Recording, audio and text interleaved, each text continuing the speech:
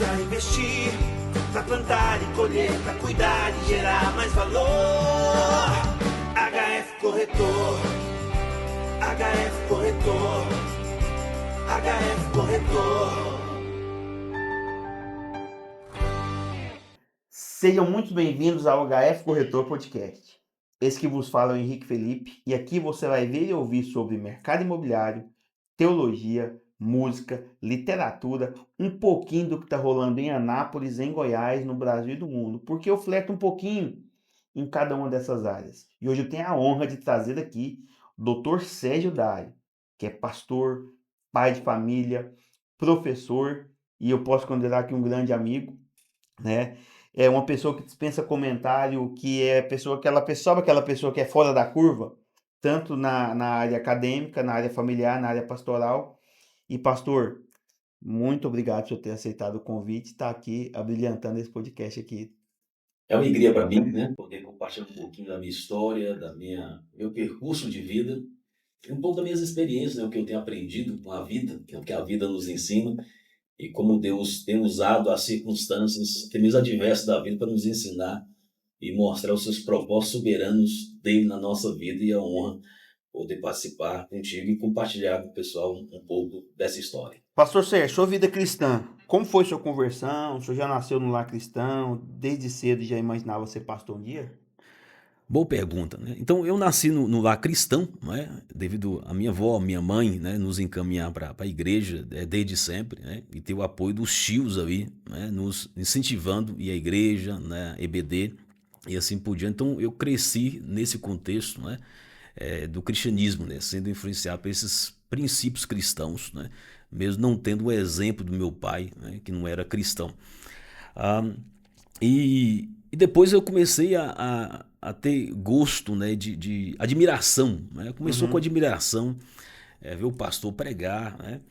E foi um processo, né? A questão do chamado pastoral foi um processo. E eu vejo nisso tudo Deus usando pessoas para me fazer enxergar o meu chamado, né? Porque eu Interessante. mesmo não conseguia ver potencial em mim, né? Tudo que cegava, te fazia, né, prejudicar na vida, mas Deus usou pessoas para te fazer Para fazer enxergar. enxergar, né? Então, devido às circunstâncias, às limitações, né, a própria situação, né, e as limitações que tinham faziam com que eu acreditasse que não havia espaço para mim, não sentia apto, né? Mas eu vejo que, como Barnabé, né? Barnabé foi uma bênção na vida de Paulo, de João Marcos, né? E é um dos textos que eu escrevo no meu livro Meditações sobre Barnabé, de ver potencial em pessoas, né? Barnabé conseguia ver potencial quando ninguém conseguia ver, né? Barnabé é um formador de pessoas, de líderes, e eu vejo que na minha vida foi assim também, né? E a minha avó, eu julgo ser a primeira Barnabé na minha vida, Ó, que conseguiu ver potencial em mim quando eu mesmo conseguia ver. E outros também não conseguiam ver a minha volta, né? Então, um exemplo disso, né? Minha avó, quando tinha oportunidade de falar na igreja, dar uma palavra, né? Ela me pediu, eu tinha 6, 7 anos de idade, né? Para me fazer a leitura do texto bíblico na frente dos irmãos, né? E depois ela fazia as meditações dela. Eu dizia, não, vó, a senhora lê melhor do que eu, né? Eu veio com muita dificuldade, gaguejando assim por diante, mas ela disse, não, você vai ver, vai ser bom. E ela me incentivava. incentivava. E eu penso que aquela oportunidade que ela me dava, né, era muito importante, mesmo ela tendo condição de fazer, né, e isso é um ponto importante do Ministério de Barnabé, dar oportunidade. Mesmo que você seja melhor que o outro. Exatamente, exatamente. E isso aí é algo fantástico que eu vejo em Barnabé, que não tem ciúmes, né? Barnabé não tem ciúmes, não é apegado ao cargo. O privilégio de Barnabé, a gratificação dele é ver pessoas crescendo. É um ministério de pontes, fazer pontes para outros crescerem. E eu vejo isso, minha avó me dando oportunidade. É muito tímido, muito tímido. E minha avó, então, me ajudando a quebrar a timidez. E eu vejo Deus usando minha avó. Talvez ela não tinha a dimensão quanto aquilo foi importante para mim. Talvez ela não tenha dimensão, mas foi usada por Deus para me dar aquelas pequenas oportunidades. Eu via o texto bíblico, né? Com 6, 7 anos de idade. E depois outras pessoas, né, que contribuíram.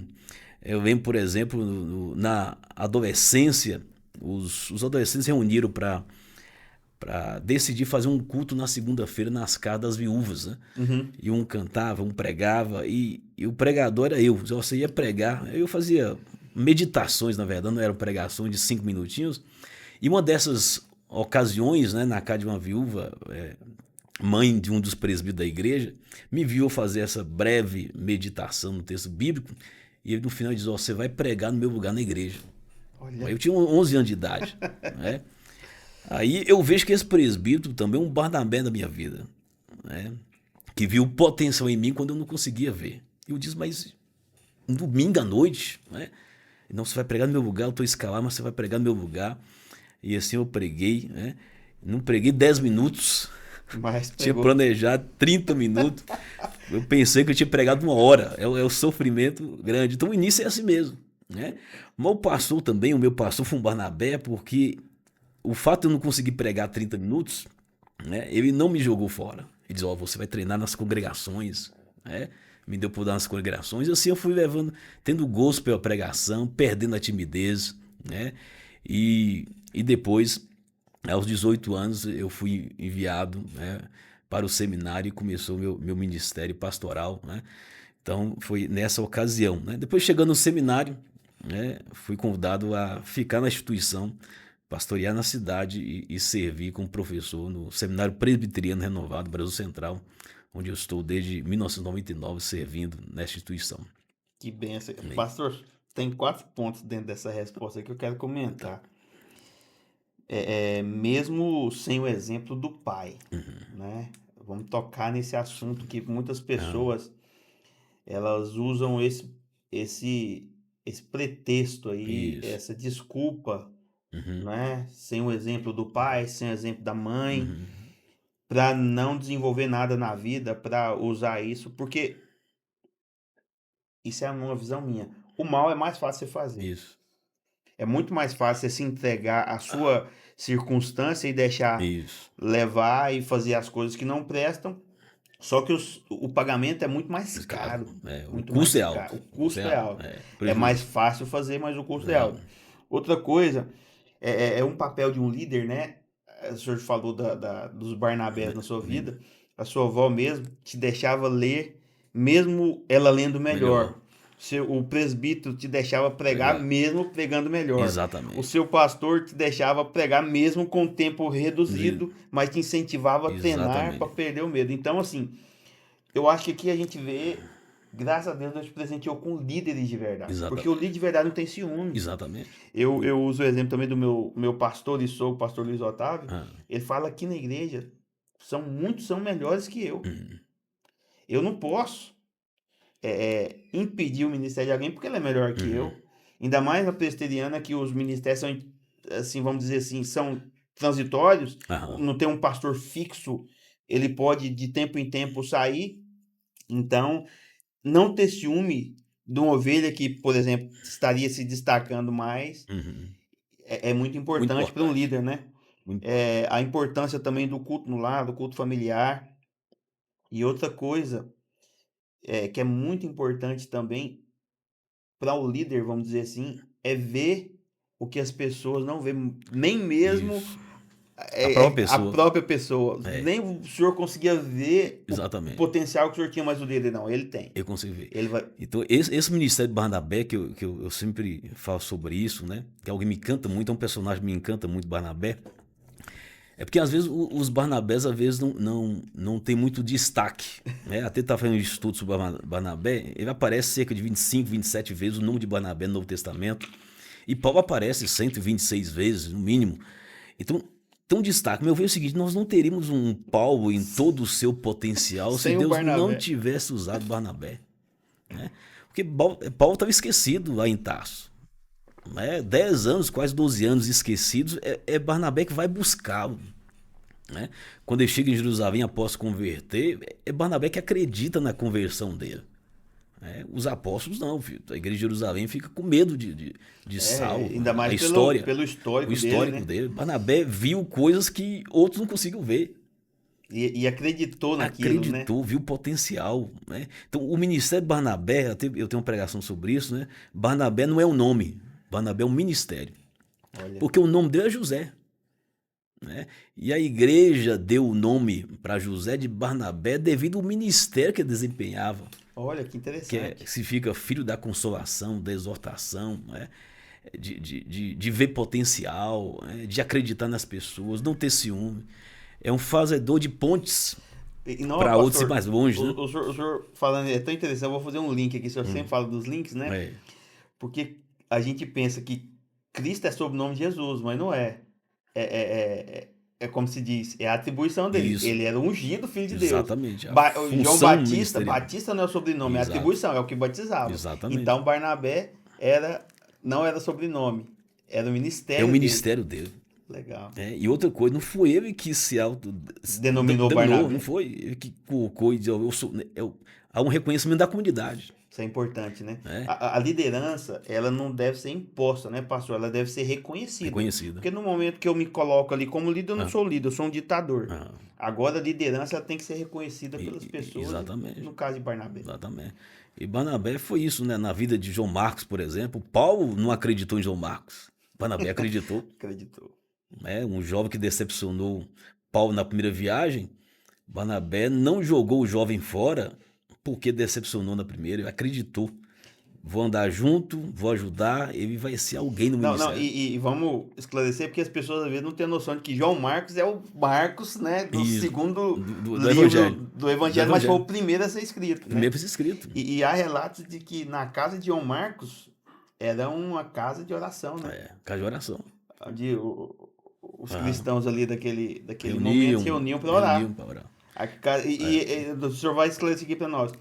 Quando Pedro estava na prisão, a casa que ele chega na casa de João Marcos, dá para inferir isso ou não dá? Não tem como ter certeza disso. Né? Mas É uma provavelmente possibilidade, seria é uma uma possibilidade, porque vai um lugar de muita reunião de oração. Onde a Né? igreja reunia para orar, né? Exatamente.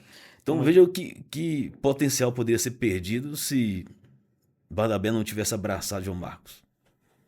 Né? Ou Agora, Pedro, né? exatamente. Então, observa, por exemplo, uma coisa que eu estava pensando nesses dias sobre como ele consegue ver além da realidade posta naquele momento. O Barnabé consegue ver além daquele momento. Ele consegue projetar crescimento, desenvolvimento, potencial, né? E é um ministério muito ausente hoje, né? Porque às vezes tem muitos pastores que não dão oportunidade, né? Às vezes tem ciúme, né? Não consegue, às vezes quando vê um crescendo mais do que segura ali, começa a segurar. amarrar. Então isso impede. Barnabé não tinha essas crises, né? Porque a alegria dele é ser ponte para outros e além dele mesmo. Não, olhando nesse quesito, a gente pode observar João Batista também. João Batista. O que ele fez? Ele passou o bastão de maneira poderosa. Não, ó, eu vos batizo com água, mas o que vem após mim vai batizar vocês com o Isso, vai Espírito ser Santo maior com do fogo, que eu. do qual eu não sou digno de desatar as Exatamente. sandálias. Então, esse é o papel do líder. Exatamente. Não ter essa vaidade, né? Isso. E veja que o povo queria colocar essa vaidade no coração do Batista, dizendo: João Batista, Jesus está batizando mais do que você, tem mais seguidores, tem mais discípulos. João Batista não caiu nessa cilada. O que ele diz? Convém que Cristo cresça e eu diminua. Esse tipo de coração, né, que o líder precisa desenvolver. Esse é o coração do líder. Né? Que é para o reino de Deus, é para a glória de Deus. Né? E quanto mais pessoas treinadas para fazer, melhor. É o reino que ganha. Né? Então dar espaço, dar oportunidade, andar junto, né? Dar o suporte para a pessoa crescer e ir mais longe. Né? Isso é muito importante, é algo muito necessário hoje. Né? Nós estávamos falando de missões urbanas, de discipulado lá com o pastor Luiz Paulo, né? Isso. E ele fala assim, ó, minha visão é bem clara, porque determinado tipo de projetos que são muito bons, mas que não dão certo é por causa do egoísmo, por causa do eu. Às vezes, hora que o pequeno grupo ele começa a crescer, começa a ter uma expressão, você não quer soltar, você não quer que ele se desfaz, você não quer que ele multiplica, por quê? Porque você vai perder aquela... Nossa, o status de pastor, de líder de célula grande, de pastor de igreja grande. E isso acaba vai prejudicando o reino de Deus, né, em prol de um egoísmo do líder. Né? Então isso é muito triste. Né? Falta o quê? O ministério de Barnabé. Falta muito hoje isso. Né? Então, deu continuidade o aspecto aí. Então, na minha vida teve esses Barnabés. A minha avó, né, aquele presbítero, meu pastor, né? O pastor Ivailton José Soares, né?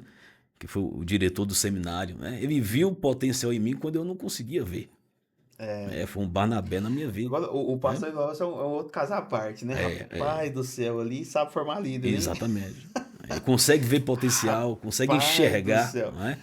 Assim, não desmerecendo os outros, né? Mas o que eu tenho mais contato, assim, de pessoas que ele formou, por exemplo, o senhor, pastor Johnny, Pastor Johnny. pastor Wendel, eu vou parar por aí para mim É. não cometer o erro de, sabe? Então, assim, uma pessoa que sabe ver o potencial das outras. Exatamente. E o que eu tenho observado do período que eu tenho mais próximo, assim, a passagem de bastão dele é Isso, fenomenal. exatamente. Tem assuntos que eu iria falar com ele, não, isso agora é com o pastor Johnny. Johnny, é isso.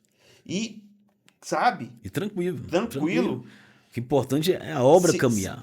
fosse em outra situação, se fosse outro tipo de líder, não, peraí, que eu vou fazer? Que aquele líder é acumulador. Ele não. Isso. Ele sabe transferir os papéis e passar o bastão de maneira poderosa, né?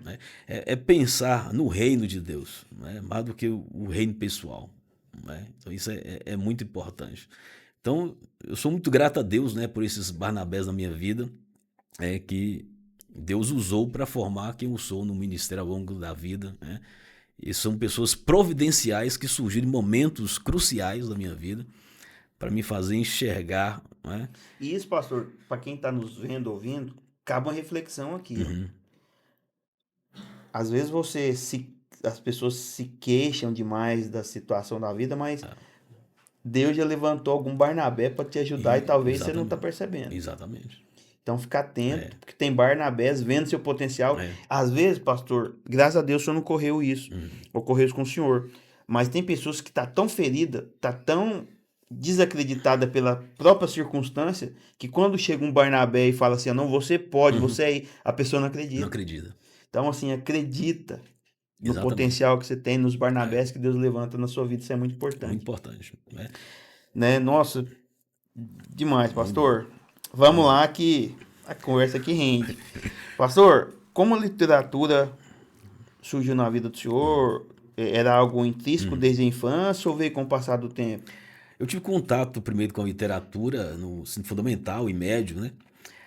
Mas de forma muito superficial, né? Fui na faculdade de letras que eu tive contato mais profundo, né? Com a literatura, sobretudo a literatura machadiana, né? Que eu gosto muito de Machado de Assis, os contos machadianos, né? Os romances machadianos, né? Então foi assim na faculdade. Então eu tive a oportunidade de apresentar trabalhos, né? Na faculdade sobre literatura. E uma coisa que eu percebi que havia um certo desprezo, né, com a literatura bíblica, né, enxergar a Bíblia como literatura, né? Comentários, por exemplo, que Bíblia é um livro de segunda categoria, é livro de pessoas sem cultura, e isso me incomodava muito, né, no ambiente acadêmico, né? Então, quando tive a oportunidade de apresentar um trabalho de literatura na faculdade, eu apresentei sobre a Bíblia como o maior legado literário que o mundo já conheceu. Olha, Foi assim muito gratificante esse trabalho, né? Apresentei para meus colegas ali, depois a coordenadora pediu para mim apresentar esse trabalho para todos os cursos de pedagogia também, né? Mostrando, nesse trabalho eu mostrei que a Bíblia é um legado cultural surpreendente, que nós não aprendemos ao ler a Bíblia não apenas aspectos de caráter religioso, né? Mas também uma cultura universal, né? Uma cultura muito grande, né? Um legado cultural muito grande de Egito, Síria, Assíria, Babilônia, e não apenas só a cultura do Israel como nação, né? De outros povos também, e é um legado cultural que às vezes é desprezado, né? As pessoas acham que é um livro de segunda categoria. Eu entrei com a literatura machadiana mostrando o quê? Que Machado de Assis, ele lia a Bíblia, ele se inspirou na Bíblia. Muitos dos romances e, sobretudo, os contos machadianos são inspirados em textos bíblicos, né? Então, ele teve as ideias ali para fazer. E não só isso, né? Citações, que a gente vai falar mais à frente sobre isso, e citações de textos bíblicos, né? Então isso foi me encantando, foi meu contato com a literatura na faculdade, e que eu fui vendo o quanto a Bíblia teve um impacto importante, né, na literatura internacional e, sobretudo, na literatura brasileira com Machado de Assis. Não, é interessante, pastor, que eu vou comentar essa sua resposta da literatura, porque a música também sofreu isso, a música gospel, vamos dizer assim, a música religiosa, Religiosa. né?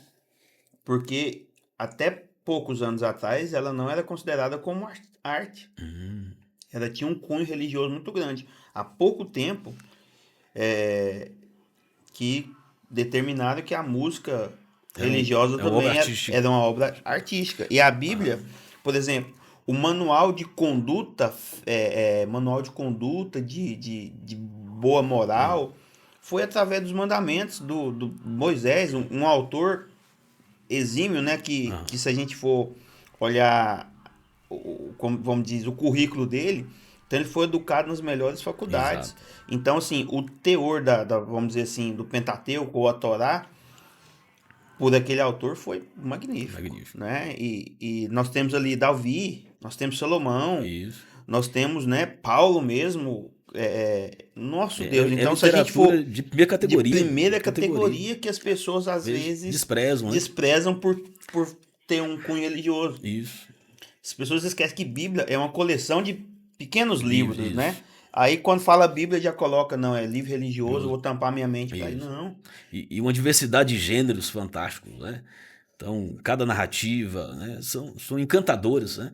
Então, olhar a Bíblia com esse legado literário que influenciou muitos outros autores é algo que o mundo precisa conhecer, as pessoas precisam conhecer. A pessoa despreza tanto, assim, vamos colocar assim, o público geral, que quando um artista de renome faz um intertexto bíblico, a pessoa dá crédito ao artista novo, mas não. Né? Eu me lembro uma vez que o Renato Russo, né, usou o intertexto: se eu falasse a língua dos homens e dos anjos, se eu não tiver amor, né? Tá lá Coríntios, né? Exatamente. Aí eu vi pessoas grandes mencionando ele, falando, como diz Renato Russo, se eu falar. Exatamente. Mas na verdade não sabe a fonte. Não sabe a fonte. A fonte é bíblica, né? Então, assim. A poesia belíssima da Bíblia. Pois é, Cantares de Salomão ali. A sabedoria de Provérbios é coisa magnífica. Ensina princípio para todos os aspectos da vida, Provérbios. Então, os Salmos, então, que são belíssimos, né?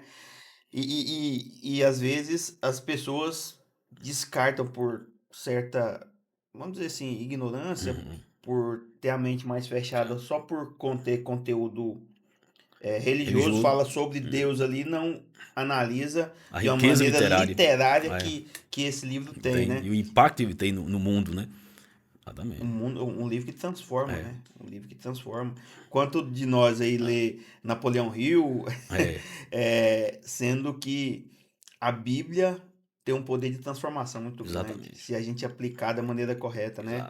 Exato. Pastor, assim, vamos voltar aqui só um pouquinho. Como é que vieram as graduações? Qual foi a sua primeira formação? Foi na área de teologia, né? Teologia. Em 1999 eu vim para Anápolis estudar teologia, né, no Seminário Presbiteriano Renovado. Depois eu fui fazer o mestrado, né, em São Paulo, lá no Mackenzie. Foi 4 anos, né? E depois eu fui fazer letras, né? Então eu fiz letras entre o mestrado e o doutorado, né? Que letras que eu fiz letras, né? E depois filosofia também. Eu sempre entendi que eu precisava de ter alguns cursos, algumas áreas afins. Eu já não sabia, tá vendo? Algumas áreas afins que venham agregar no ministério, né? E eu vi que letras é um curso que me ajudaria muito na interpretação bíblica, em reconhecer os gêneros literários, né? E na hermenêutica também ajuda muito, né? Além da questão discursiva, essa questão linguística também, que nos ajuda muito, né? Então eu sempre vi dessa forma, né? Então a filosofia na organização do pensamento, né? Então grandes teólogos, né, da história da igreja tiveram uma base filosófica, né, para construir seu pensamento. Então teologia e filosofia estão sempre interligados na história da teologia. Então fui fazer letras, depois fui fazer filosofia para agregar, né, para melhorar a execução, né, daquilo que eu faço, né, no Ministério de Ensino e no Ministério da Palavra. Eu sempre digo o seguinte: a preocupação que você deve ter é o seguinte: cursos afins, né, ter o cuidado para a pessoa não largar o objetivo central. Às vezes vem a tentação financeira, né? A pessoa acaba desligando do foco ministerial para outros cursos que ele faz, etc. Mas a minha ideia é sempre agregar. Né? Que curso pode me agregar para me fazer melhor? O que o senhor já faz. Eu faço. Né? Lembro muito a frase do Cortella, né? Eu gosto muito do Cortella, um grande educador, muito inteligente. E ele diz o seguinte: faça o melhor que você pode nas condições que você tem, sempre buscando ter condições melhores para fazer melhor ainda. Né? Esse foi um lema para mim. Né? Então faça o seu melhor nas condições. Né? Até brinco o seguinte, que eu lembro dos meus primeiros sermões que eu pregava com 12, 13, 14 anos, dá vontade de ajuntar o povo, né, para pregar de novo. Né? Agora eu quero que você tenho que pregar de novo, né? Esse texto. Mas é o que eu tinha ali, e era o meu melhor. E Deus falou. Exatamente, Deus abençoou as pessoas foram edificadas, pessoas foram salvas. Né? Então, é dar o melhor, né? Oferecer o melhor, né? Nas condições que você tem, mas buscando sempre condições melhores para fazer melhor ainda. Principalmente quando se trata da obra de Deus. E a revelação bíblica, ela é progressiva, né? Então a nossa evolução, ela tem que ser progressiva também. Igual o reino de Deus, vai raiando até ser dia perfeito, né? Isso. E o senhor falando aí, me fez lembrar dos talentos. Então Deus, os seus Barnabés lá de trás viram o seu potencial, né? Investiu no senhor, e o senhor não ficou passivo ali, não. O senhor foi lá, não. Eu quero melhorar como teólogo, na minha interpretação bíblica, eu vou fazer letras. Isso. Eu quero melhorar na minha exegese, eu quero estudar um pouco também filosofia. Tudo multiplicando esses talentos que o senhor te deu, né? Potencializando para que o senhor fosse, né?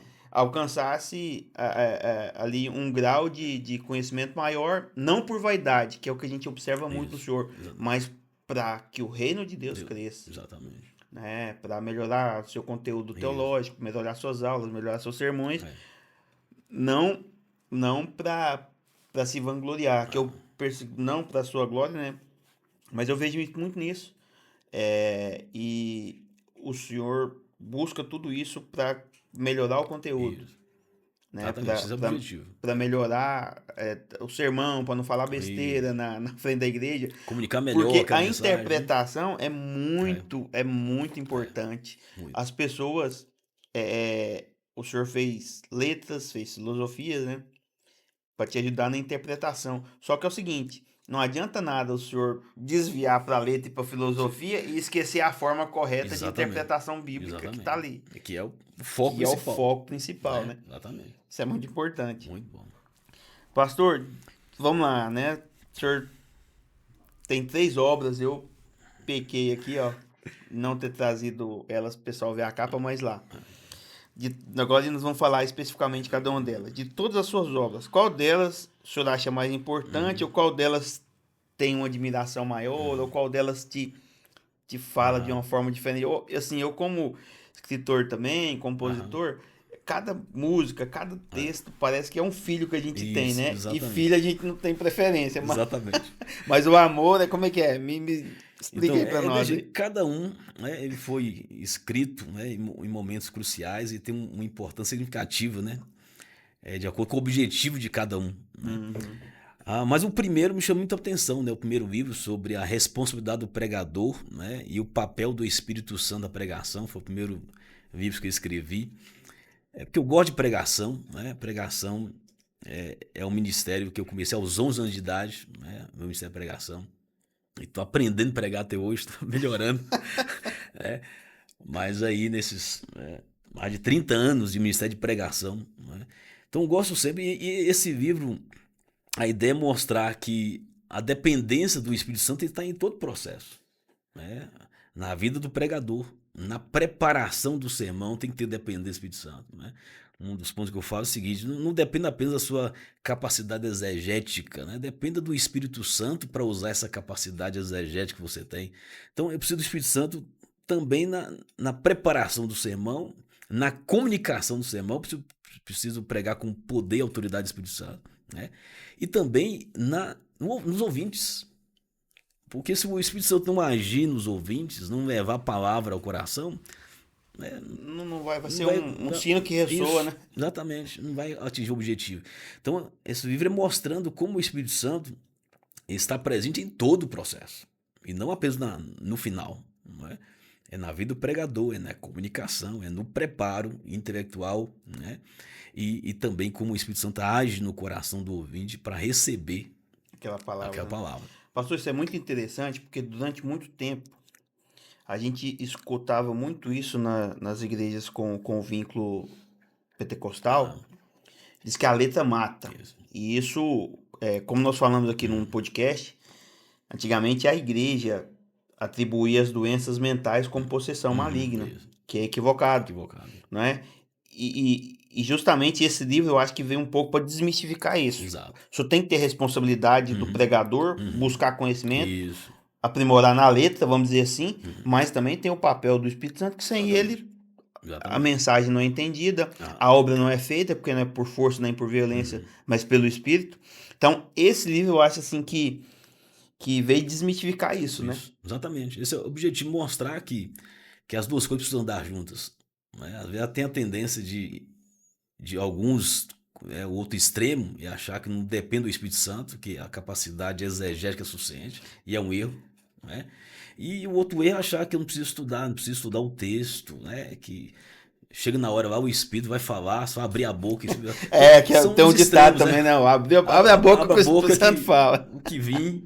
Então, esses extremos precisam ser evitados, né? E essa obra tenta mostrar esse equilíbrio. Né? O risco, eu acho assim, pastor, como pregadores, né?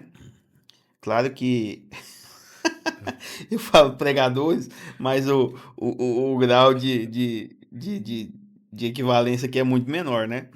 Dessa parte daí de predicar. Mas assim, hoje tem muitas pessoas que aprendem a pregar e esquecem da importância no viver, né? Isso, exatamente. Então, às vezes as pessoas pegam que a arte de pregar bonito, a arte de pregar bem, faz um discurso maravilhoso que emociona as pessoas, mas o Espírito Santo não está ali. Tá ali. Não transforma. A vida que deve ser a que ele vive, deve ser a que ele prega, é totalmente distante do que ele está ali no altar. E muitas das vezes eu trago isso também muito para a música, porque se arrepio, lágrimas, cair fosse sinônimo de unção, de De poder de espiritualidade, Deus, né? de espiritualidade. Eu não vou nem falar nome aqui, mas esses cantores aí na moda seriam os maiores avivalistas do século. Exatamente. Só que não. O que vai é a fonte, o que vai é a vida da pessoa e o que vai é o depois da lágrima, o depois do arrupio, né? O depois do Isso. cair. Exatamente. Como que ela vai Houve transformação, não? Houve transformação? É. Se não houve, Foi só só espetáculo e emoção. emocionalismo, exatamente. Então isso é muito importante. Pastor, essa obra, A Responsabilidade do Pregador e o Papel do Espírito Santo, é uma obra atualíssima, num tempo em que o entretenimento tem sido protagonista nos púlpitos, ao invés da genuína exposição das Escrituras.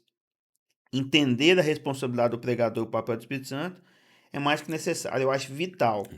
Assim, algo que eu peguei lendo essas obras, né, a natureza da pregação no Novo Testamento. O que era? Era proclamar, evangelizar, testemunhar e ensinar.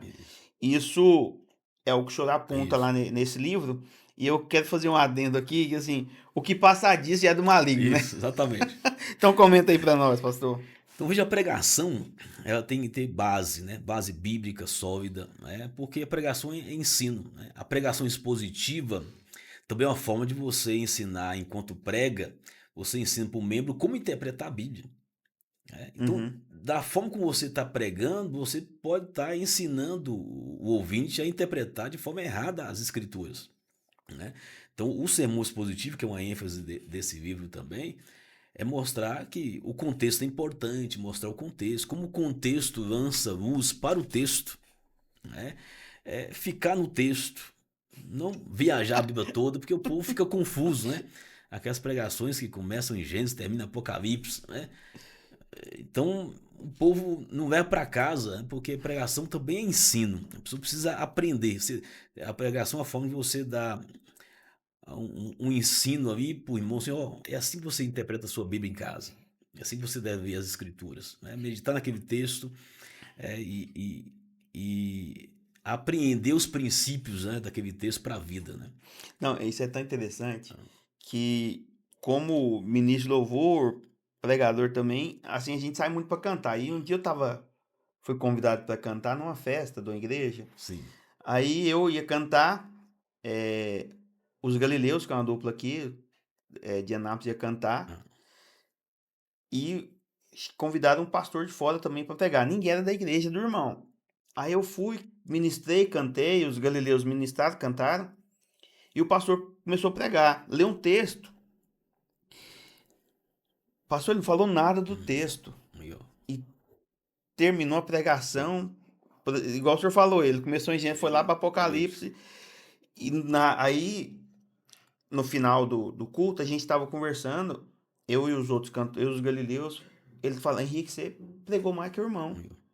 porque na música que você cantou, você pregou, você foi num texto, Isso, você porque explicou o foi texto. uma música bíblica, né, também Aí o que fundamentada. que ele fez? Eu achei muito sábio da parte dele, ele falou assim, irmão, falou pro pastor que Ah, pregou, irmão, eu acho interessante, o senhor como pastor, sua palavra é boa, mas é interessante o senhor preparar, faz um estudo, faz um seminário, com todo jeitinho, né? Sem ninguém isso, ver, nós estávamos ali, porque o senhor leu um texto e não falou lá nada do do texto. texto. Fugiu do Isso é texto. importante, porque o senhor já vem para outros lugares pregar tal. Aí, não, irmão, obrigado, tal. Assim, aceitou de Aí, ó. bom grado. Só que passaram anos, pastor, e coincidiu da gente estar no mesmo contexto, na mesma igreja. Mesma coisa. Mesma coisa. Ou seja, a pessoa às vezes até ouve, É, mas ela não tem essa capacidade de aplicar aquilo e fica naquela mesma, né? Que não que seja o caso desse pastor, mas hoje imagina o grau de teologia que está sendo pregado nas na igrejas por igreja. aí, pastor. Exatamente. A pessoa lê um texto, mas não, eu tenho que ler um texto por quê?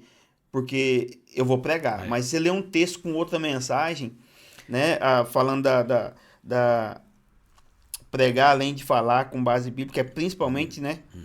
Como diz Tomás, está no seu livro lá também, pregar além de falar com base bíblica é principalmente o quê? Expor o texto, isso. aplicar o texto, explicar o texto e aplicar ao povo, né? Então, expor, explicar e Explicar. aplicar. Então, é isso que o senhor falou. Exatamente. Porque isso vai mostrar, dar uma direção prática, mostrando a utilidade prática das escrituras, né? Você, através do contexto, entende a ideia essencial do texto para depois aplicar as necessidades atuais, né, dos ouvintes, né? Então, essa é a função do pregador, né, de dar esse norte para os ouvintes, né? Não, é tão interessante porque você que está ouvindo, nós estávamos num culto familiar e o Seminário Presbiteriano Renovado, né? Ele tem esse hábito de colocar seminaristas para fazer escala nas Isso, igrejas. exato. E nós estávamos num culto familiar e um seminarista nosso foi dar a palavra. Ele falou sobre o Salmo 121. Aí, para contextualizar, ele falou: Ó, irmãos, antigamente, até hoje em Israel, o templo os altares dos deuses era construído sobre os montes. O salmista, quando falou, eleve meus olhos para os montes, de onde me virá o socorro, ele mesmo respondeu, meu socorro vem do Senhor que fez céus e a terra, porque os deuses estavam lá, mas ele sabia quem que era o Deus. Aí, através desse esclarecimento, na mesma noite, Deus me deu a música, Aí, ó. porque abriu tanto a minha mente, Ah, porque quando se explica uma palavra, você cria isso, uma imagem na mente. Então, exatamente. eu já comecei a imaginar aquilo ali de uma Já, maneira diferente. O exatamente. Espírito Santo já abriu aquilo no meu coração. Assim, Então, essa assim, a responsabilidade do possibilidade do pregador, pregador. né? E o papel do Espírito Santo. Ele foi responsável em aplicar a palavra da maneira Ah, correta, e o Espírito Santo vai trabalhando nos já tá, corações. né? O Espírito tá pronto, já Aham. trabalha no coração e essa música foi gravada também. Aí, ó. Benção. E é muito interessante isso. A exposição, como diz Calvino, né? O senhor menciona lá no livro, a exposição constante e método de cada livro para ser eficaz o ministério da palavra, né? Então, o João Calvino dá muita ênfase à pregação expositiva, né? Então, eu entendia que a palavra exposta, né, é a forma de Deus alimentar o coração do povo, né? E fazer o povo ter paixão pelas escrituras. Porque esse é o propósito, né? E o povo também precisa entender o que o pastor Entender, está falando, né? exatamente. Compreender o conteúdo, né? O conteúdo. Pastor, vamos lá para outra obra Outra sua, obra, né? vamos lá. Nós falamos aqui a responsabilidade do pregador e o papel do Espírito Santo na pregação. Todas as 3 obras eu li, recomendo veementemente, tá, pastor? Vamos agora, Meditações Cristãs. Meditações Cristãs foi o primeiro que eu li, que eu comprei. Tá. Aí depois eu comprei Responsabilidade do Pregador e as Posições Machadianas lá. Nós vamos falar também, em Meditações Cristãs, observamos muito um certo dualismo, Isso. um paradoxo muito bem costurado na narrativa do livro. Coisas ruins acontecem com Mesmo. coisas boas, né? Assim, Pessoas boas, né? assim, pastor, é um título muito pertinente, Meditações Cristãs, porque às vezes aquele crente velho, não, crente não pode sofrer, crente não pode adoecer, crente não pode sofrer tragédia. Essas meditações cristãs colocam isso em choque nas nossas vidas, né? Exatamente. E a história que eu uso isso aí é a história de Ruth, né? Que tem muito sofrimento, né? Uma família que sofreu muito, né? E sempre as pessoas perguntam, mas por que coisas ruins acontecem com pessoas boas, né? Será que somos bons mesmo? É a primeira pergunta que a gente faz, né?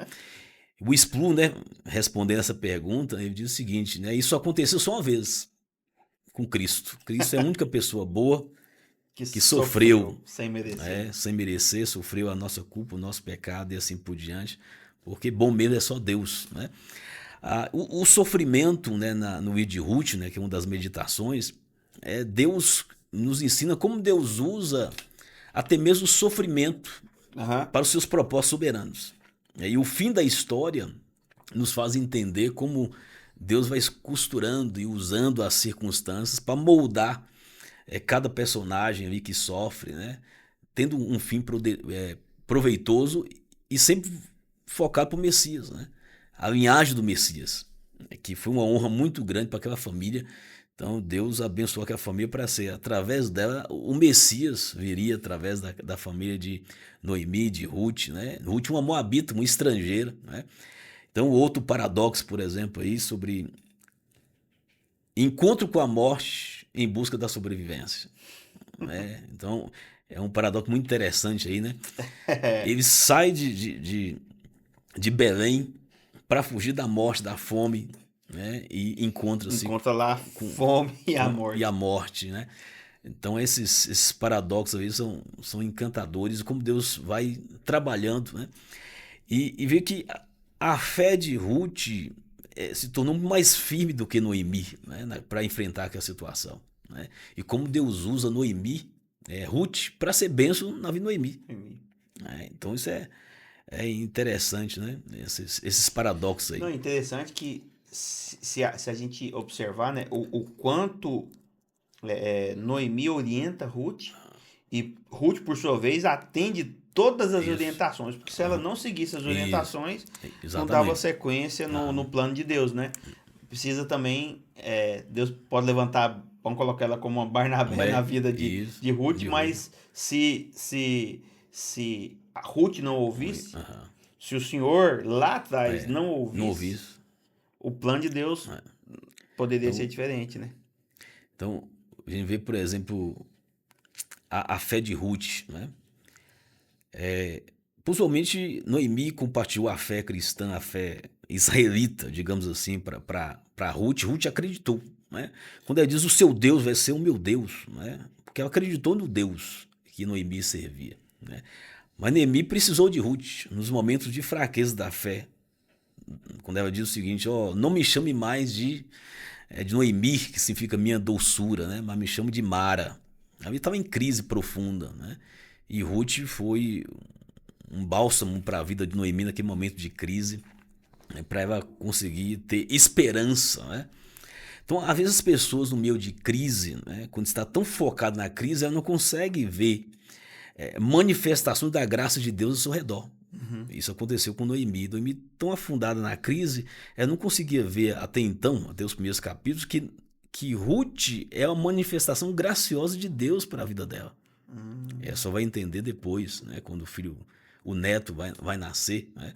Então, vai se regozijar em Deus, né? E entender todo o propósito de Deus na vida dela, mesmo diante do sofrimento e da dor. Né? Isso é um ponto interessante de levantar também, que os grandes personagens bíblicos tiveram crise, Deus não esconde isso. Exatamente. Não é? O senhor acabou de mencionar a Ruth aqui. A Asaf teve crise, Asaf um grande teve crise. líder. Isaías, Elias teve crise. O grande profeta Elias. Pedro, assim, não é teve crise também, mas um ponto que eu quero colocar aqui em relação a Pedro, porque se a gente for olhar ali quando Jesus pergunta quem que as pessoas estão falando que eu sou aí? Uns estão falando que sou João Batista, Apolo, um dos profetas, Elias, etc. E vós, quem diz? E Pedro fala, tu és o Cristo, o ungido de Deus, o filho de Deus vivo, né? Aí, na mesma conversa, continuando lá, Jesus fala para ele, diz, amor, não, você não vai morrer, não. Afasta de mim, Satanás. Ou seja, essa luta constante nossa entre o estar em Deus e dar lugar para o inimigo para ele usar a nossa boca. Então, assim, o cristão tem isso. Nós sujeita às crises. Às crises, né? A falar uma coisa errada, mas depois redimir. Essa é a beleza do evangelho, né?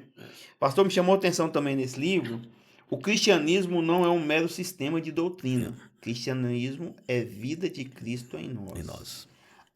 Há perguntas que não devem ser respondidas, ou simplesmente não tem resposta. Isso, o crente velho é difícil entender, né? Difícil. A gente quer resposta para tudo.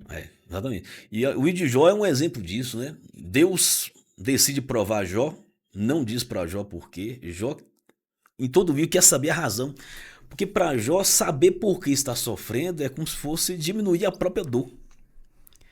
Pior do que sofrer é sofrer sem saber a razão. Essa é a crise de Jó. Então todo livro é tentando descobrir. Chegam os amigos de Jó, que vão dar propostas que vai suscitar mais a ira de Jó do que trazer um conforto. Se eles fossem embora no 8º dia, seria uma bênção. Seria bênção, Então eu escrevi uma meditação sobre isso, sobre os erros e acertos do aconselhamento por meio dos amigos de Jó. Então a primeira parte eles fizeram certo, choraram, tiveram empatia, sentaram no pó junto com Jó, sentiram um pouco da dor. Mas a segunda parte do aconselhamento, que eles abriram a boca, Acabou, né? Acabou. Aí estragaram. Os 7 dias em silêncio foi uma benção, Foi uma benção, foi benção. E o que nos remete, assim, às vezes, a sua ajuda é só estar do lado. Exatamente.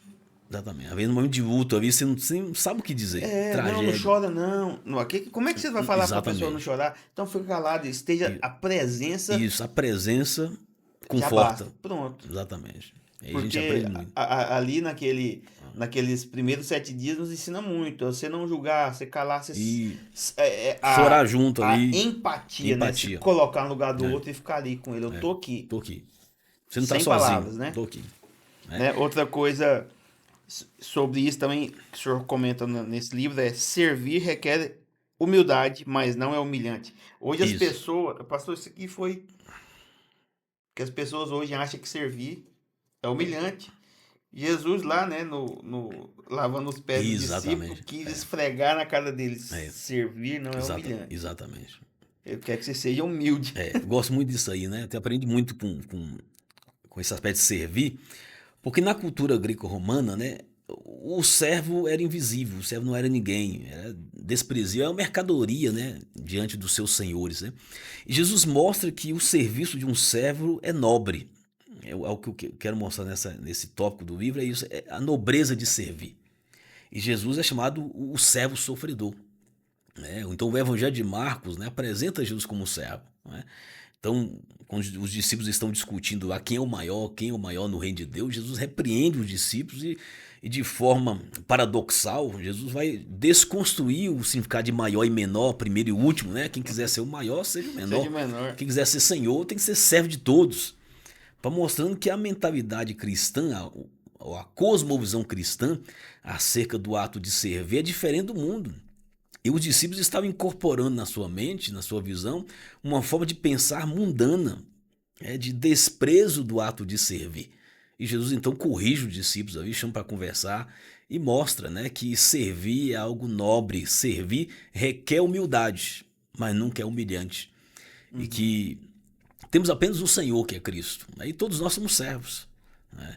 Então, é uma visão que eu aprendi muito, né, estudando esse texto e fazendo essa meditação, mostrando a nobreza do ato de servir. É muito importante porque Cristo, né? Eu acho que Marx fala muito disso, né? Do servo, né? Isso, É, Cristo, ele poderia exigir tudo, né? isso, Mas não, ele se deu por completo, exatamente. Ele mesmo fala assim: eu servindo, vim ao mundo não para ser servido, mas mas para para servir. servir. Olha, um grande exemplo para nós. O Cristo, Jesus né? fala isso, É, ainda mais nós, e né? nós. Eu tenho um. E isso não acontece em presbiteriana, não, Walter, só acontece em outra denominação. Tava comentando com um colega e tava no culto de ceia. Hum, Aí o pastor da igreja pediu, ele era recém-chegado na igreja, aí pediu o presbítero para ajudar eles a entregar os elementos da ceia. Aí o pastor falou: irmão, o senhor podia me ajudar a entregar os elementos da ceia? Não, eu sou presbítero, olha eu não que, entrego ceia. que coisa, gente. Aí o pastor: o senhor me desculpa, eu vou entregar aqui. Sabe? É triste, A né? gente fica É, preso nesses cargos, nesses, exatamente. sabe? É. E Então que falta a visão isso? de servo, né? Falta Então visão de Jesus servir. ensina, né, que o servo, né, o foco do servo está no trabalho, não no status. O servo não preocupa com o status. É, no ato de servir, o servir para ele já é gratificante. Não está preocupado com o status, Seria o posição. doulos ali, pastor? O doulos, né? O doulos, né? Doulos, No né? grego, né? Aham. Então o próprio Paulo diz: eu sou doulos de Cristo. O doulos é a classe social mais baixa da sociedade romana. Então Paulo entendeu o que um servo, né, negar a sua própria vontade para fazer a vontade de Deus. E a vontade de Deus é que a gente possa servir uns aos outros, né? E assim a gente está promovendo o evangelho através da nossa vida, porque como eu falei no livro, né? O cristianismo não é apenas um sistema de crenças para a gente acreditar, O cristianismo é a vida de Cristo é em vida, nós. é um estilo de vida cotidiano. E o ato de servir é uma forma de a gente mostrar esse cristianismo na prática, né? Quem serviu mais que ele, né? Então, Jesus nos dá o exemplo, né? De como é bom servir, né? Como é bom servir. Pastor, o uso da literatura bíblica na literatura machadiana. Machadiana. Eu acho o seguinte, porque isso aqui também veio para quebrar paradigmas, né? O senhor comentou um pouquinho lá da obra machadiana, mas em contrapartida, a literatura bíblica influenciou não só Machado de Assis, Sim. mas a literatura mundial, né? Mundial, geral. Nessa obra, o senhor faz um apanhado e um resumo das figuras de linguagem de forma conceitual, enfatizando paráfrase, paródia, estilização, alusão, citação, enfim, os processos e tipos de intertextualidade, Exato. tendo como pano de fundo principal nada mais, nada menos que as memórias póstumas de Brás Cubas, né? E essa palavra de intertexto, pastor, fala muito comigo, porque, assim, toda música gospel, vamos dizer Aham. assim, ela tem que ser um intertexto Isso, bíblico. exatamente. Porque eu acredito que, eu falo assim, eu falo que no meu primeiro CD eu era meio vaidoso, no sentido de colocar umas rimas, umas figuras de linguagem. Só que, não que esteja Aham, errado, entendi. mas a gente tem que ter equilíbrio, porque não é a sua rima que vai É. salvar, não é a sua rima que vai mudar, é a palavra. É o conteúdo. É o ali. conteúdo, né? As preocupações Então, com às vezes, a rima é boa demais, mas a teologia é fraca. é fraca. É rasa, Aí não né? atinge o Não objetivo. atinge o objetivo, né? Então, assim, eu acredito que todo processo criativo parte de um princípio que nasce de uma fonte, ora explícita, ora implícita. Essa obra vem enfatizar mais esse tipo de pensamento, né? Assim, da fonte, né? A fonte. Então, quando a gente fala de Machado de Assis, é o grande escritor brasileiro. É o grande escritor, né? Um magno escritor brasileiro, Machado de Assis.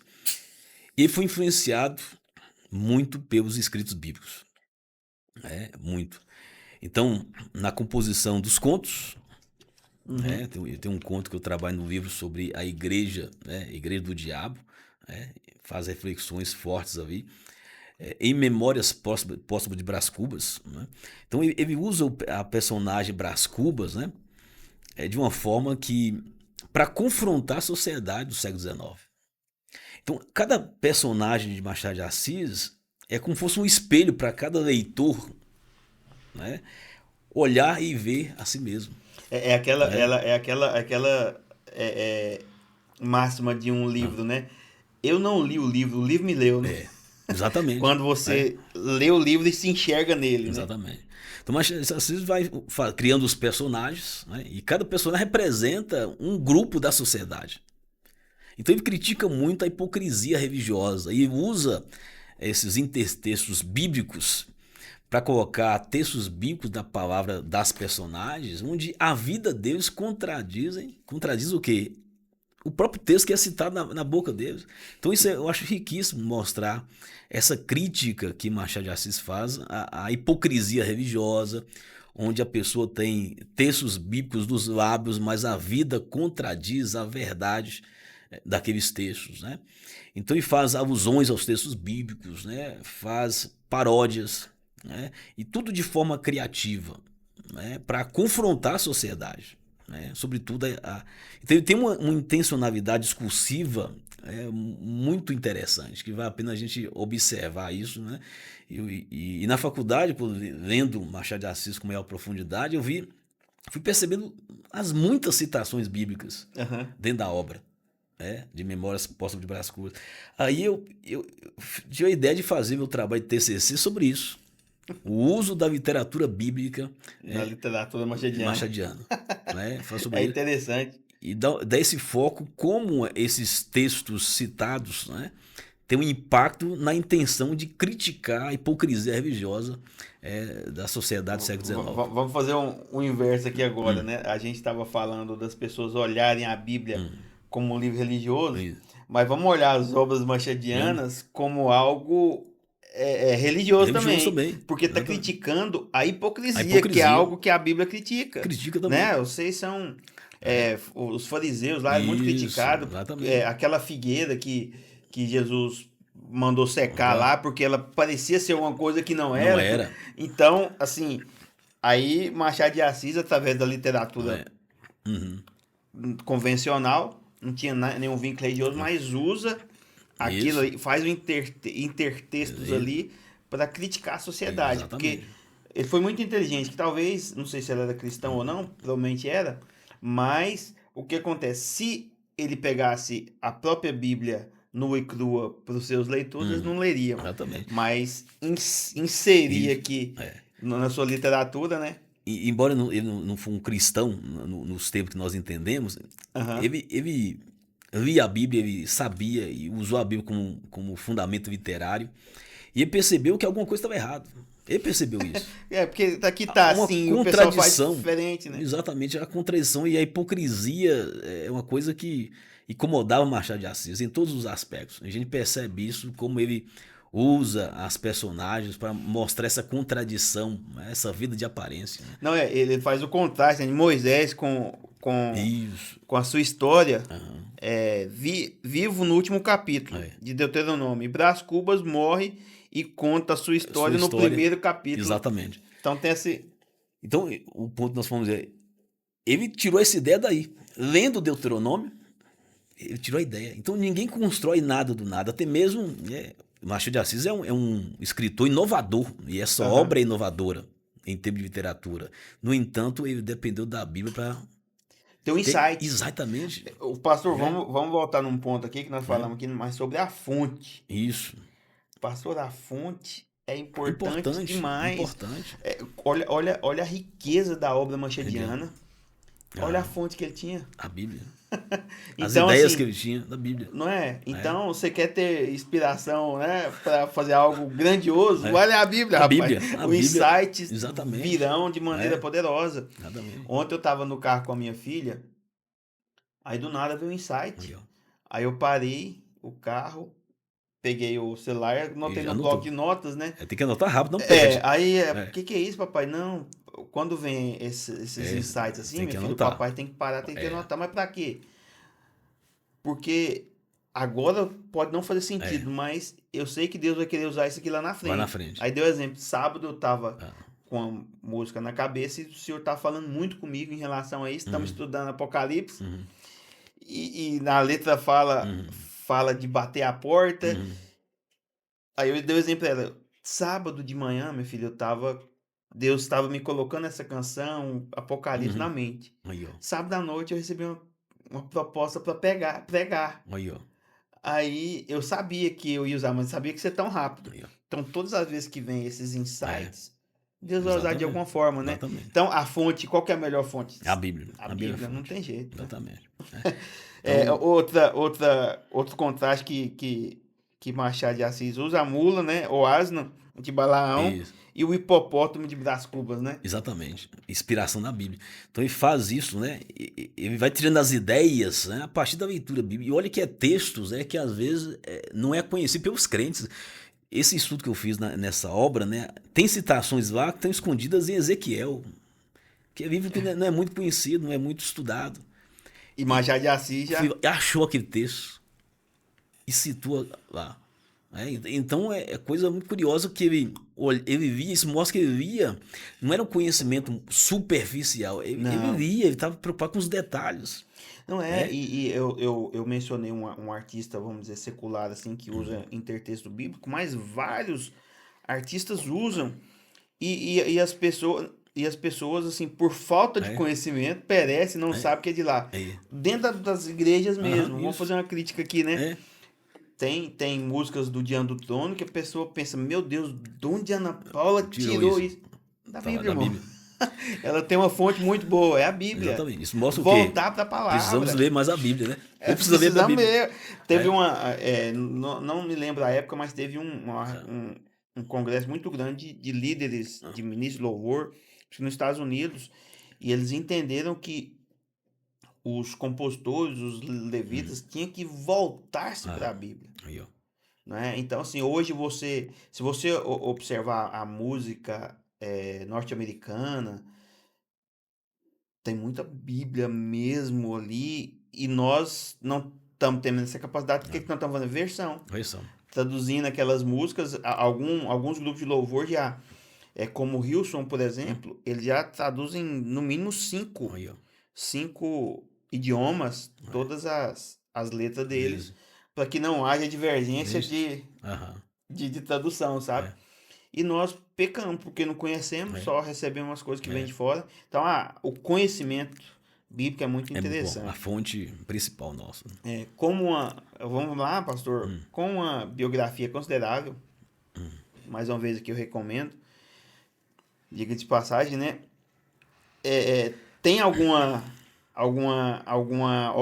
obra nova sendo Nova. concebida aí? Tem. Dá um spoiler para nós. Olha, Tem? Tem. Ó, A obra já aí tem que título, já? tem a identidade, né? A identidade missional da igreja, né? Identidade missional da igreja. Da igreja. Vai ser a próxima obra aí, vamos ver se sai no final do ano, ou no máximo, início do ano que vem. Que é uma obra glória. baseada em 1 de Pedro, né? 1 de Pedro apresenta muitos aspectos identitários da igreja, né? E a ideia é mostrar que cada descrição dessa identidade aponta para a missão. Então, que quando Pedro chama a igreja de sacerdócio real, não é apenas um status, um privilégio. Envolve missão, responsabilidade. Quando Pedro chama a igreja de raça eleita, não é apenas um privilégio de ser esse povo escolhido de Deus, é escolhido para a missão. E não apenas para desfrutar de um status, né? Então, todos os aspectos de casa espiritual, né? Então, todos os aspectos identitários que Pedro menciona e descreve a igreja como novo Israel de Deus aí, é para mostrar a identidade missional, ou seja, identidade aponta para a missão. E mostrar as implicações disso em todo aspecto da vida. Né? Então é uma leitura de 1 Pedro numa perspectiva totalmente missional. Missional. Do primeiro ao último capítulo de Pedro, mostrando como missão é o tema principal da carta. Porque eu vejo que muito se fala em Pedro, né, sobre sofrimento. A carta do sofrimento, a teologia do sofrimento. Outro tema muito abordado nos livros sobre Pedro é sobre esperança, né? A teologia da esperança, né? E a minha abordagem é mostrar que, embora são temas importantes na carta, não é o principal. Que o sofrimento é o contexto da carta. Mas o propósito da carta é mostrar você ter uma missão mesmo no sofrimento, apesar do sofrimento. Entendeu? essa esperança vai te encorajar à missão. Aí nós voltamos lá para Porteirinha. O seu sofrimento não impediu É isso. que o projeto de Deus Isso, exatamente. fosse concluído na sua vida. Exatamente. Não é? Projeto Então, missional. missional. Apesar do sofrimento que a igreja passa, que o cristão passa, os problemas diários que o cristão passa, a missão tem que continuar. Exatamente. A pregação tem que continuar. Então Pedro mostra para a igreja sofredora, na primeira carta de Pedro, que eles não podem esquecer quem eles são, né? E que por que eles sofrem no mundo? Porque eles têm um evangelho que confronta o mundo. E Jesus lá em João 17 vai falar sobre isso, né? O mundo vai te odiar porque odiou a mim. Né? Então o evangelho confronta o mundo. E por isso a igreja é atacada. Né? Confronta, pastor? Mas esse evangelho de hoje aí que não confronta, que Ixi, agrega. Exatamente. Tem muito disso também, né? É o falso evangelho, né? Não é o verdadeiro evangelho. É o falso evangelho. Vamos dizer aquela né? Se a minha teologia é errada, a minha fé é errada, a minha ética é errada, né? Isso, exatamente. Tudo isso. Uma coisa vai tendo consequência na outra. Tendo consequência. Aí entra muito na cosmovisão, né? Isso. Talvez você tenha uma cosmovisão linda, maravilhosa, mas totalmente equivocada. Exatamente. E isso influencia na sua vida, na vida da gente profundamente, né? Exatamente. Então essa obra aí que estão trabalhando. Então, a identidade missional da igreja. Na perspectiva de 1 Pedro. Amém. Então essa obra aí. Pastor, vamos lá. Considerações finais aqui. O senhor quer comentar alguma coisa que nós deixamos de falar aqui? Agradecer os Barnabés, né? Eu gosto muito disso, né? Reconhecer os Barnabés, não esquecer das nossas origens, né? Nunca esqueça de onde você veio, né? Isso é muito importante para a gente manter o foco, né? E a humildade, né? Nunca esquecer as suas origens. Não esquecer das pessoas que Deus usou, né? Para você chegar onde você chegou, né? Que é uma espécie de gratidão, né? Gratidão. Essa gratidão é algo muito importante, né? Uhum. Então, eu estive pregando lá em BH, né? E fui visitar um pastor já idoso, que foi um dos primeiros pastores lá de Porteirinha, né? Ele ficou muito feliz com a minha presença lá. E eu falei, você já sabia onde o senhor estava hoje? Eu tinha perdido o contato? Já sabia. Você sempre mantém contato, né? Ele ficou muito alegre, chorou quando me viu. Ele me acompanhou durante todo o tempo do meu seminário. Ele era pastor de Porteirinha. E eu fui para aí, você foi um Barnabé na minha vida. Que benção. Isso Você é importante, viu né? o potencial, né? Reconhecer isso, né? O papel dele, e disse para ele, tudo que eu sou hoje é seu ministério na minha vida. Né? Isso, né? Então essa gratidão é muito importante, né? De reconhecer todas as pessoas que Deus usou, né? Para nos fazer. Isso nos inspira o quê? Fazer o mesmo. Né? Faço o mesmo. Eu acho né? que naquele momento Ajude ali, outros, ele né? pensou ali, Senhor, pode despedir seu servo em paz, que meus olhos viram a salvação. Ou seja, o evangelho sendo cumprido, exatamente. Né? Na íntegra. Exatamente. Isso é importante. Eu acho que outros dando continuidade, né? Indo além. Não então, vai parar em mim. Isso. Então isso é muito importante, né? Isso é muito importante. Isso também faz o quê? Para que a gente venha incentivar outros a fazer o mesmo. Fazer o mesmo. Né? Não, e o objetivo aqui é esse. Para as pessoas verem que... Porque as pessoas têm a tendência, nós temos a tendência de ver só o projeto atual. Não vê o processo para criar, só vê a capa, né? Exatamente. A capa ali ficou top. Ó, o Serjão ali. Mas não vê todo o sofrimento. O rabisco inicial ali, que foi difícil, teve que apagar muita coisa do rascunho. Exatamente. Para até chegar. E está sendo sempre criado, né? Sempre atualizado. E a vida continua, tem que melhorar sempre, né? Sempre. Pastor, onde adquirir suas obras? Como fazemos para te agendar, para pregação, para estudo? Se o senhor aceita dar aula em módulos ou é só lá no seminário mesmo? Como é que é? Sim, sempre estou aceitando convite para dar palestras, né, na área todas essas áreas do missionário, pregação, liderança, né? Todas essas áreas, exposição bíblica de livros, né? Sempre estou atendendo os convites, né? Sempre à disposição, pode entrar em contato aí pelo site do seminário, né? Para ter maiores informações. Fala o site aí para nós. sprbc.com. sprbc.com e tem o seu Instagram, que é Sérgio Dário SPRBC. Sérgio Dário SPRBC. Então ali você já consegue todos os seus contatos, toda a sua biografia. Exatamente. E estamos aí para servir. Amém. Pastor, todos os meus convidados eu dou um mimo um presente. Olha que benção, velho. E foi difícil achar gente. Livro que esse rapaz aqui não tinha lido. Fui lá na El Shaddai pra comprar esse livro aqui. Aí eu falei, vou presentear um amigo meu. Aí, não, esse aqui já tem. Aí. Não, e aquele outro? Não, esse aqui já tem. Eu já tem vários meses que nós já estamos agendados aqui. E antes de te convidar, eu já estava elaborando as perguntas. E eu fui na livraria para comprar o seu presente e me falaram que o senhor gostava muito de Apocalipse. Aí eu falei, não, então eu vou comprar o livro de Apocalipse. Isso. Aí, por coincidência, né? Eu acho que não é coincidência.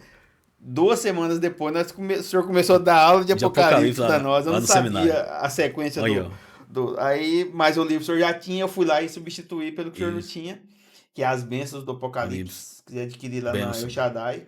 Meus livros eu só compro lá. Aqui é uma livraria aqui. Que a Nápoles, inclusive, vai ser o próximo entrevistado aqui. Pastor, tá aqui. Fico muito agradecido. Esse mimo aí, essa lembrança aí que benção. Com certeza vai agregar muito mais nas suas fontes literárias aí. Que Deus abençoe o senhor. Amém. Mais uma vez, obrigado, pastor. Eu que agradeço. Obrigado. Amém.